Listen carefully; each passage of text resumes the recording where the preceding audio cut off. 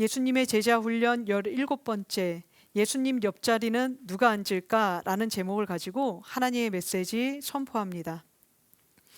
현대사회를 발전시키고 또 성장시켜온 동력 중에 하나는 비교와 경쟁의식입니다. 누군가와 실력을 비교하게 하고 또 누군가와 경쟁하게 하는 것이 어떤 공동체, 어떤 집단이든지 그게 기업이든지 국가든지 늘 발전하게 만드는 하나의 동력이 되었다라는 것인데요. 비교를 통해 우위를 정하고요. 그리고 경쟁을 통하여 더 나은 것을 개발하게 하는 것만큼이나 확실한 효과 또 더 좋은 결과를 가져오는 것은 없기 때문입니다. 예를 들어 작은 기업이 자기보다 조금 더 재정적으로나 경제적으로나 위치적으로 더 지위적으로 좋은 기업을 본따서 그들과 비교하여 차이점을 만들어내고 또 그 차이점에서 더 좋은 아이템, 더 좋은 시스템을 구축하게 되면 이전에 비교하기 이전의 그 사업체보다는 이 회사를 이겼냐 못 이겼냐를 떠나서 그보다는 더 나아질 수 있다라는 것이 바로 이 비교와 경쟁 의식인데요. 결과를 떠나 그 이전보다 더 나아질 수 있다면 비교하는 것, 경쟁하는 것, 그것이 마땅하다라고 얘기하는 세상이 바로 오늘 우리가 살아가고 있는 현대 사회의 모습입니다. 자, 그렇다면 교회도 이 경쟁 의식과 비교 의식의 이 일들이 우리에게 하나의 동력으로 작용할 수 있을까요?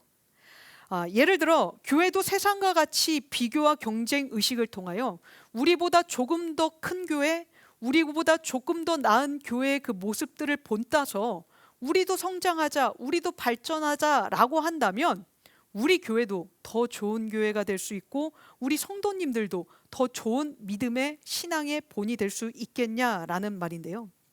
결론부터 말하면 예수님은요, 그럴 수도 있지만 교회는 그러면 안 된다라고 말씀하십니다.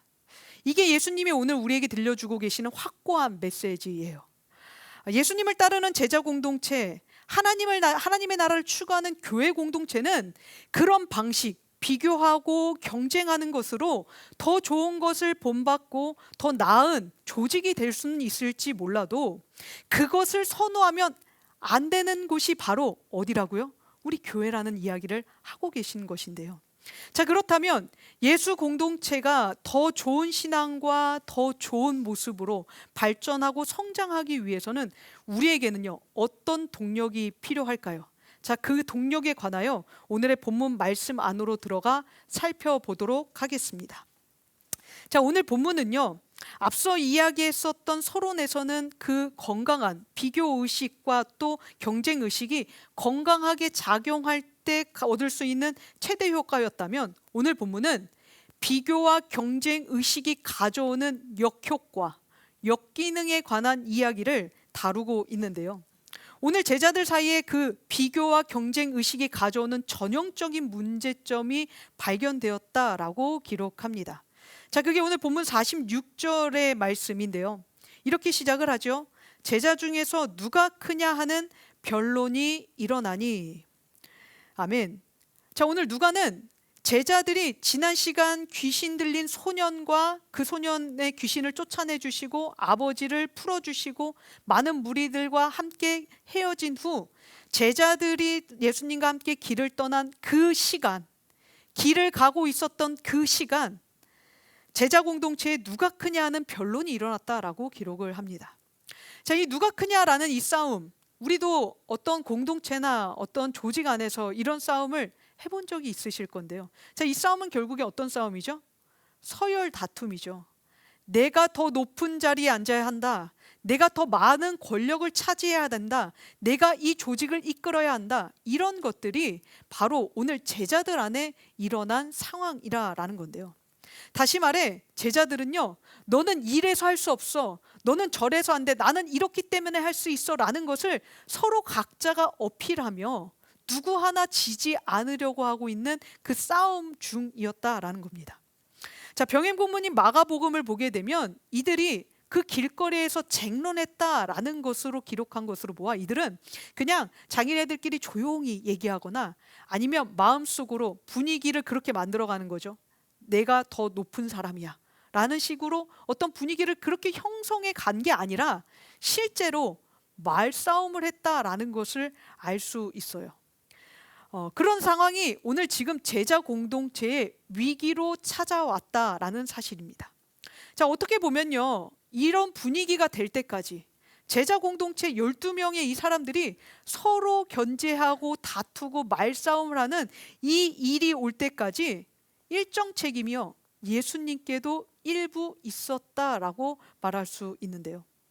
12명 중에 3명만 데리고 산에 올라가신 것이 그들 사이에 그들만의 리그가 형성되게 된 것이고요.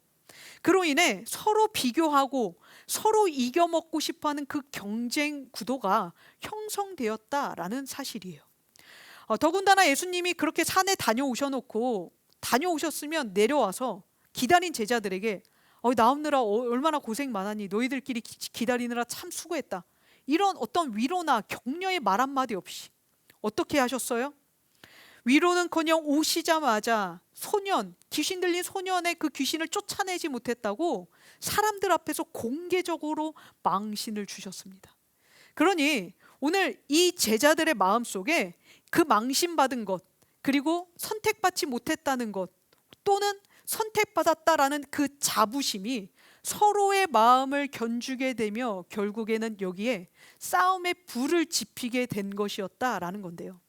이제 이게 말다툼을 넘어서요, 47절 초반을 보게 되면 그 마음에 변론하시는 것을 아시고 그 말했던 말들이 실제 마음의 자리를 잡아 이제 분열되기 시작하는 것을 예수님께서 아시고 가르침을 시작하게 되셨는데 그 상황까지 이르게 되었다는 거예요.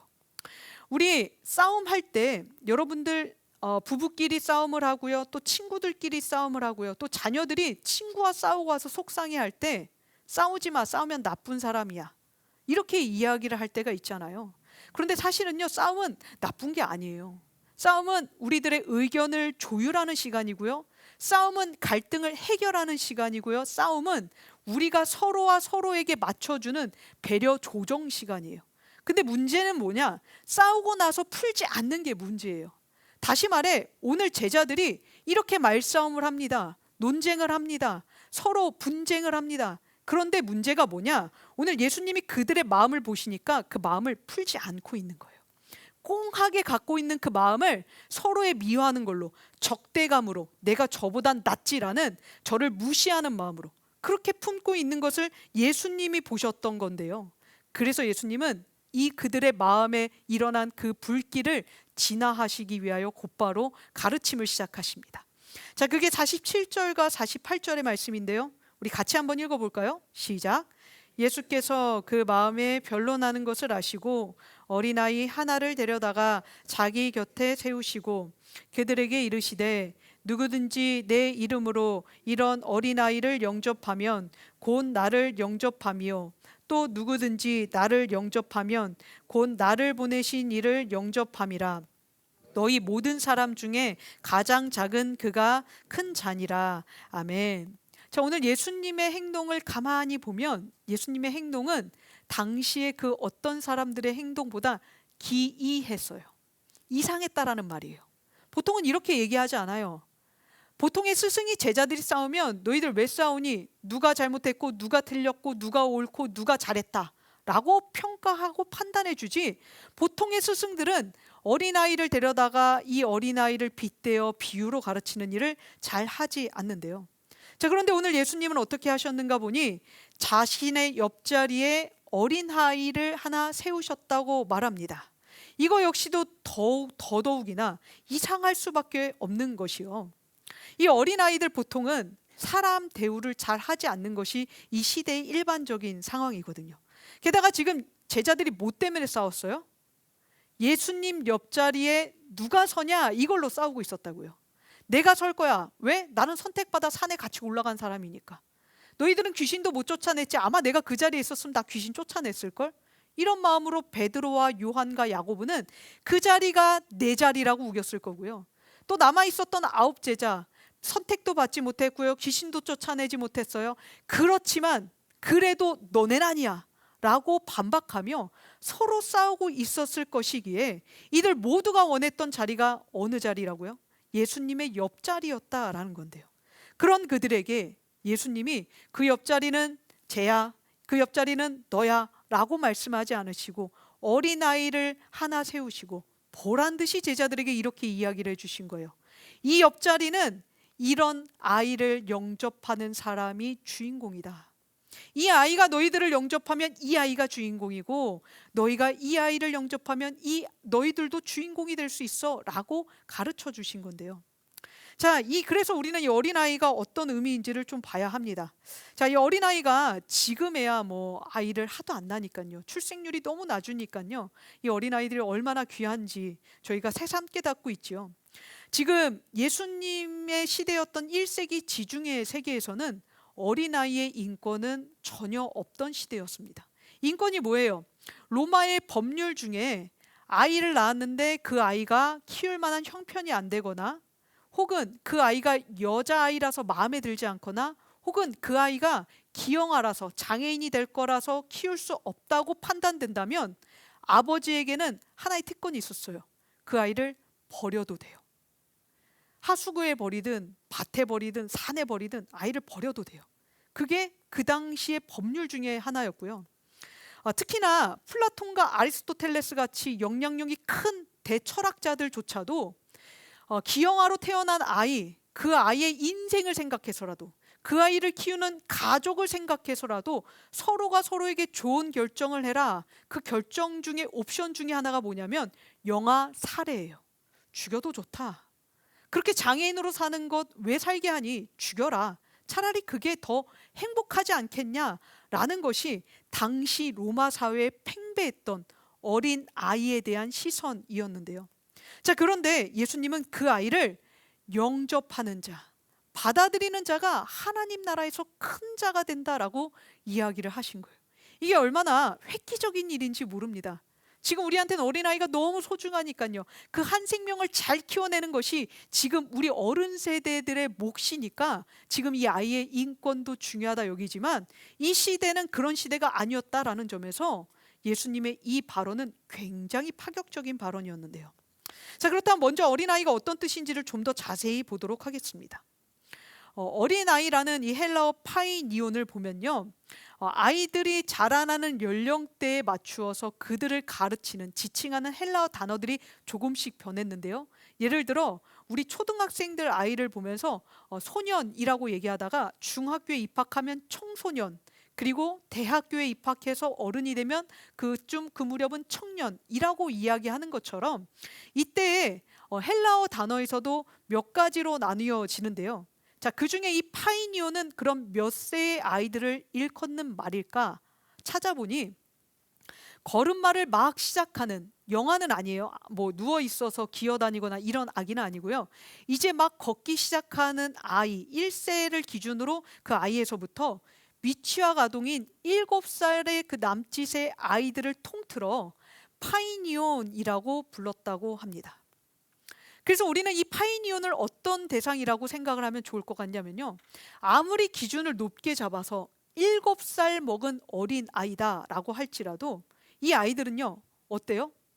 우리 어른들의 손길이 없으면 화장실 제대로 못 가고 밥 먹어도 자기네들이 밥은 떠먹죠. 그렇지만 밥을 해먹을 수 있는 나이는 아니죠. 그리고 또 옷을 입지만 엉뚱하게 옷을 입을 수 있는 나이이기도 합니다. 게다가 이 아이들은 길을 나서요. 그런데 엄마의 손을, 아빠의 손을 놓치게 되면 길을 쉽게 잃어버릴 뿐만 아니라 혼자서 집을 잘 찾아오지도 못할 뿐더러 모르는 사람도 잘 쫓아가는 나이가 바로 이 파이니온이라 말할 수 있는데요. 그러니 이 아이의 특징들은 무엇일까 생각해보면 한 두 가지로 정리가 되겠죠. 자기 스스로의 안전을 확보하지 못하고, 생존의 안전을 확보하지 못하고, 두 번째, 어른의 보호가 반드시 필요한 나이가 바로 이 파이니온이다라고 말할 수 있을 것 같은데요. 자, 그런 맥락에서 오늘 예수님이 당신의 옆자리에 이 어린아이, 어린아이를 세우고 이 아이를 영접하는 자가 큰 자고 심지어 이 아이라 할지라도 너희들을 영접하면 너희들은 얘보다 작은 자다라고 이야기를 하신 것은 성인된 남성들의 시선에선 굉장히 자존심 상할 만한 문제였다라는 거예요. 도대체 이 어린아이가 뭐길래 예수님은 이렇게까지 이야기를 하시는 것일까? 그럼에도 예수님은 뭐라고 말씀하세요? 교회가, 성도가, 우리가 살아가는 세상 속에서 사람들은 더 높은 자리, 더 많은 권력, 더 많은 부를 쥐어가는 것이 우리의 힘이라고 이야기하지만 우리 성도는 더 낮아지는 자리에서 사람들을 영접하는 자가 진짜 힘 있는 사람, 큰 사람이라고 이야기를 하고 계셨다라는 건데요. 자, 이뿐만이 아니에요. 이 어린아이들을 영접하는 태도에 대해서도 예수님은 눈여겨서 중요하게 다루시며 말씀하셨는데요. 자, 먼저 우리말 영접이라는 사전적 의미를 찾아보게 되면요, 귀한 손님을 마중하여 환영하며 맞이한다라는 뜻이 영접이라는 뜻이라고 합니다. 우리 집에 놀러온 손님 혹은 내가 벌인 어떤 주최된 파티에 초대받은 사람들을 맞이할 때의 태도가 바로 이 영접이라는 건데요. 자, 영어로도요, 영어 성경 가지고 계시는 분들 보시면 오늘 영접하다라는 이 표현을 receive 혹은 accept 혹은 welcome 등으로 번역을 하여 이 영접에 대한 의미를 산뜻 뭉쳐서 어떻게 표현해요? 받아들이는데 환영하는 마음으로 받아들이는 그 표현을 사용하게 됩니다. 그런데 오늘 헬라어, 이 영접하다라는 헬라어는 데코마이라는 단어를 사용하는데요. 이 데코마이라는 단어를 담기에는 우리말 단어 영접 혹은 영어로 웰컴이라든지 accept라든지 혹은 receive 이런 단어들은 좀 표현력이 부족해 보입니다. 왜냐하면 헬라어 데코마이에는 우리가 알고 있는 그 단어들의 뜻보다, 의미보다 훨씬 더 깊은 의도가 담겨져 있는 단어가 바로 이 영접하다, 데코마이이기 때문인데요. 자, 데코마이는 그래서 크게 두 가지의 뜻으로 저희가 볼 수 있습니다. 첫 번째는 환대하는 거예요. 지금 우리가 우리말 번역대로, 영어 번역대로 그냥 이해하는 거죠. 누군가를 환영하고 행동하는 거예요. 받아들이는 거예요. 반갑습니다. 잘 오셨습니다. 여기 앉으세요. 밝은 얼굴로 친절하게 따뜻한 미소로 맞이하는 그 환대가 데코마이라면, 두 번째 의미도 있습니다. 이 두 가지 의미가 같이 쓰이는 게 바로 이 데코마이, 영접하다라는 뜻인데요. 두 번째는 수용하다라는 거예요. 이 수용은 초대받아 온 그 사람이 장애인이든 혹은 돈이 없어 보이는 사람이든 혹은 조금 무식한 사람이든 혹은 어딘가에 좀 부족한 사람이든 그 사람이 하는 모든 이야기들을 끝까지 경청해 주려고 애쓰고요. 그 이야기를 이해하려는 것뿐만 아니라 그 사람을 참고 인내하는 태도가 바로 이 영접, 데코마이라는 헬라어의 의미인데요. 그런 맥락에서 오늘 예수님은 단지 영접해라 라는 것을 그냥 어린아이를 한번 안아주고 쓰다듬어주고 이뻐해주고 놀아주고가 아니라 그 아이가 말도 안 되는 짓을 할 때 참아주고, 그 아이가 말도 안 되는 소리를 할 때 들어주고, 그 아이가 변하지 않는 행동을 보여줄 때도 기다려주는 모습이 영접, 데코마이다라고 이야기를 하셨다라는 사실입니다. 그래서 우리는 영접이요, 그냥 단지 일회적 사건으로 누군가를 환영해주는 반가움의 표시가 아니라 우리의 일상에서 지속적으로 누군가와 관계를 맺어 그를 수용해 주려는 태도가 바로 영접이라는 사실을 기억하셔야 하는데요. 다시 말해 오늘 예수님은 어린아이를 키우듯 내가 오늘 이 제자, 마음에 안 드는 이 제자, 내가 정말 꼴 보기 싫은 이 녀석, 그 사람들을 볼 때에 어린아이를 대하듯 키우듯 참고 인내하며 끝까지 돌봐주는 그 지속성의 관계성을 갖는 태도의 사람이 예수님의 옆자리에 앉을 수 있는 하나님 나라의 큰 사람이다 이야기를 하셨다라는 사실인데요. 우리 모두가 그렇게 누군가를 품어줄 수 있는 하나님 나라의 큰 사람 되시길 예수님의 이름으로 축원드립니다. 그래서 우리는 이 영접이요, 그냥 단지 교회에 처음 오신 분들을 혹은 우리가 일주일 만에 다시 만났었을 때 만나서 반가워요, 한 주 잘 지내셨어요, 이게 영접이 아니라는 걸 알아야 해요.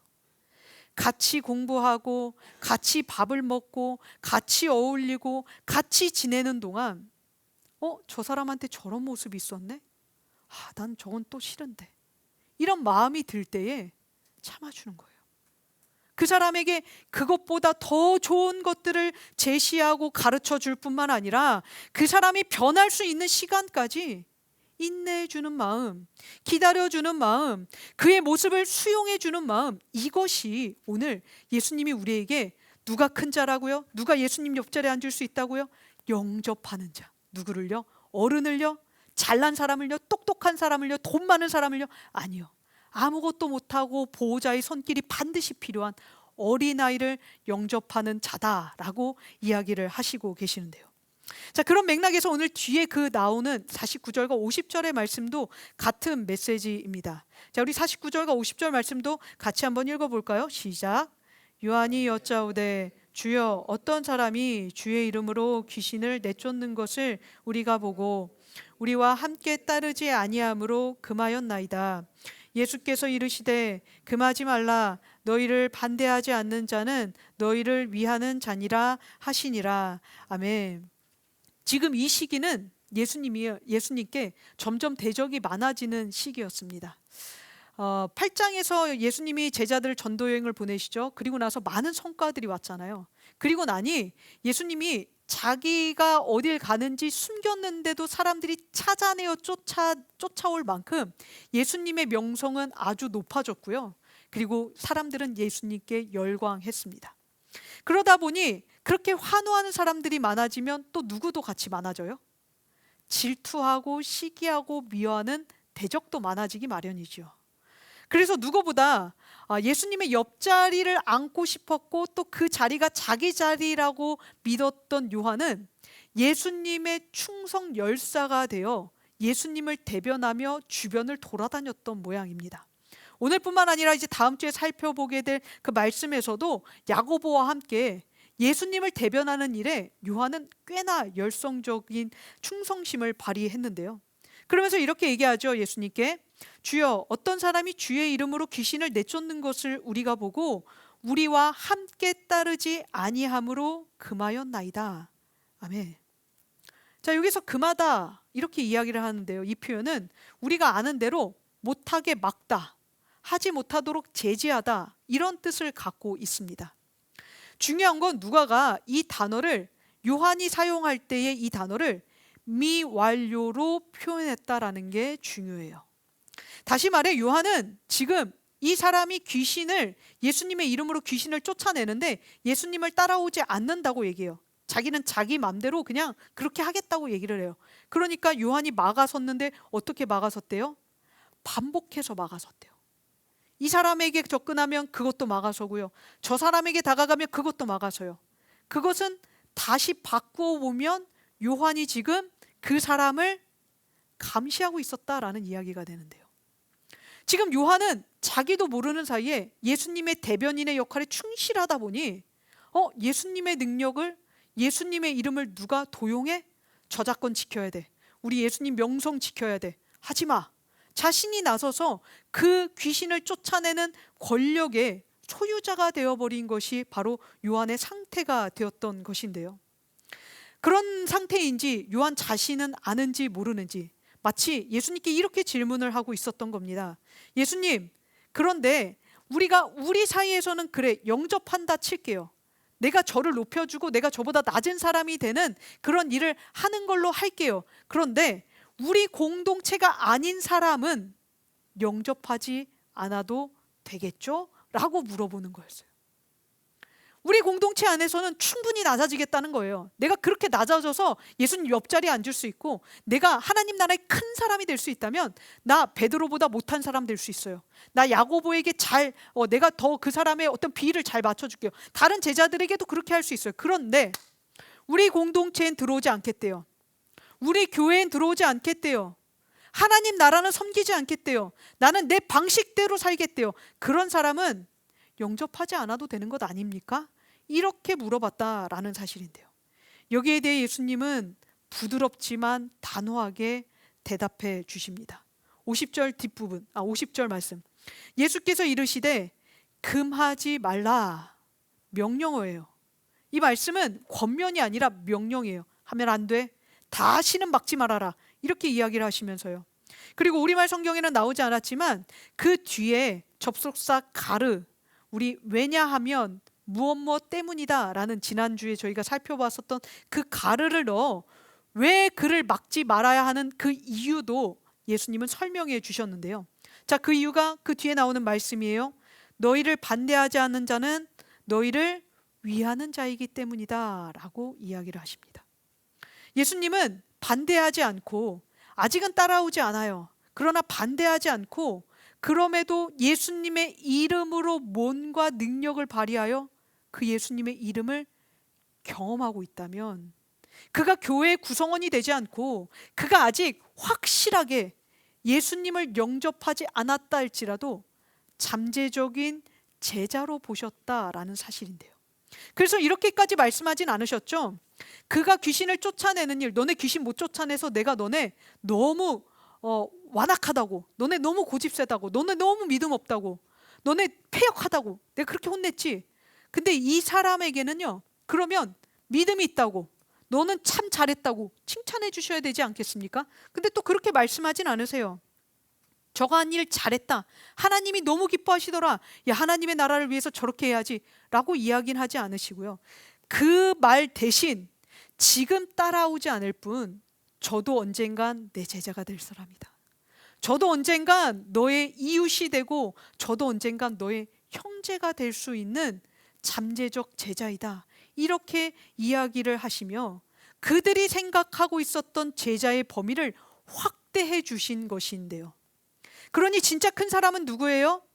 그들까지도 영접하며 지속적인 관계 속에서 그들의 모든 것을 수용해 주는 사람이 큰 사람이다 라고 이야기를 하고 계셨다는 거예요.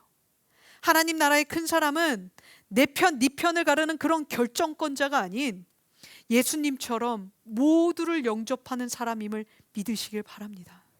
저는 저와 여러분이 그렇게 하나님 나라의 큰 사람이 되었으면 좋겠어요. 내가 좋아하는 사람만 수용하는 게 아니고, 내 자식만 건사하는 게 아니고, 내가 내 직장만 케어하는 게 아니라, 나와 모르는 사람이라 할지라도 저가 다가온다면 예수님처럼 마음을 열고 저에게 필요한 것을 내어주고, 저에게 도움을 요청할 때 도움을 내어주며, 그래서 그도 나중 내가 받았던 그 도움 덕분에 하나님을 알고 그도 또다시 도움을 베푸는 이 선순환의 동역의 역사, 이것이 바로 하나님의 교회, 하나님의 나라를 세워가는 공동체의 법칙이다라고 이야기를 하시는 건데요. 우리 교회가요, 성장하고 싶으시죠? 많아지고 싶으시죠? 더 좋아지고 싶으시죠?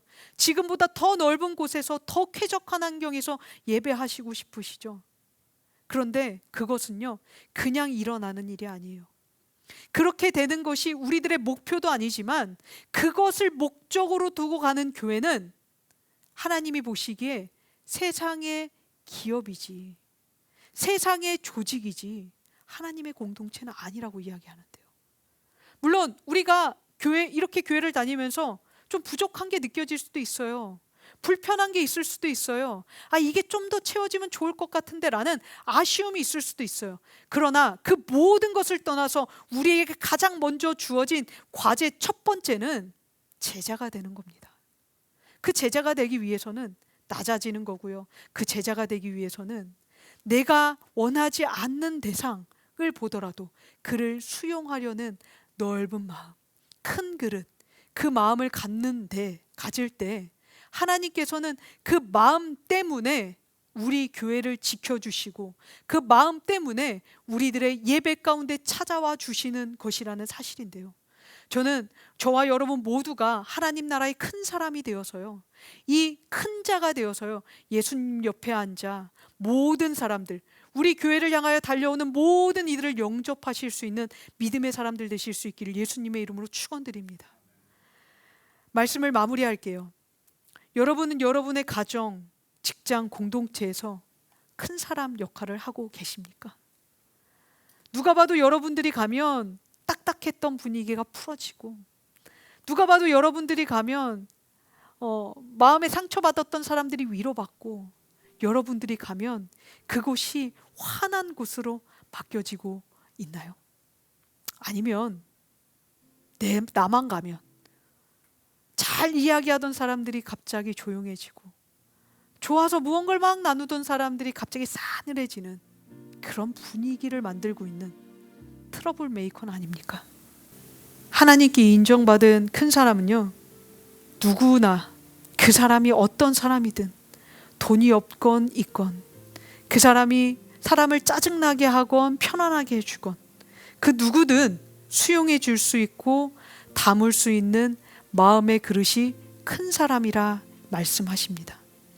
이건 이래서 싫고 저건 저래서 싫고 저 사람은 저것 때문에 안 만나 라고 하면 절대 우리에게는 큰 사람이 될 수 있는 기회가 주어지지 않아요. 세상도 이런 예수님의 가르침에 주목하면서요, 지금도 세상은 섬기는 리더십을 강조합니다. 섬기는 리더가 사랑받고, 그래서 섬기는 리더가 있는 조직은 좋은 성과를 낼 수 있다라는 것이 세상도 주목하고 있는 결과인데요. 하물며 하나님의 나라는요, 섬김이 곧 성공이에요. 세상은 성공하기 위해서 섬기지만 우리는 섬기는 그 자체가 성공이라고요. 그런데 섬기지 않는다? 그러면 우리는 실패자로, 성도지만 실패자로밖에 살 수 없는데요. 혹 이 교회 안에 들어와 세상의 힘을 가지고 들어와서 교회에서 큰 소리치고 싶어하는 사람이 되고 싶진 않으십니까? 역행하여 교회는 낮아지는 곳이라고, 교회는 섬기는 곳이라고, 섬기는 자가 큰 자라고 말하는 교회에서 혹 제가 돈 많이 내는 사람을 높여드리고 헌금 적게 내는 사람은 무시하는 그런 목회자가 된다면 저 역시도 역행하는 사람이 될 거예요. 그래서 우리는 늘 무엇을 생각해야 되는가? 약한 사람일수록 더 좋은 자리로, 연약한 사람일수록 더 귀하게 대해주며, 부족한 사람일수록 더 따뜻하게 맞아줄 수 있는 그런 따뜻한 공동체, 낮아짐을 선호하고 작은 자를 사랑해 줄 줄 아는 그런 영접하는 공동체가 되어야 하는데요. 예수님은 우리에게 말씀하십니다. 너희 모든 사람 중에 가장 작은 그가 큰 자니라. 아멘. 더 작게 살아가는 사람이 큰 자다라고 하신 이 말씀, 우리가 이번 한 주 이 말씀을 조금 더 기억하고 조금 더 상기하여 그렇게 우리의 삶을 살아갈 수 있었으면 좋겠는데요. 이번 한 주 내 안에 높아지려는 마음이 있는지 없는지 늘 점검하며 어린아이 같은 자들을 먼저 수용하여 그들을 섬겨줄 수 있는 하나님 나라의 큰 자 되시기를 예수님의 이름으로 축원드립니다.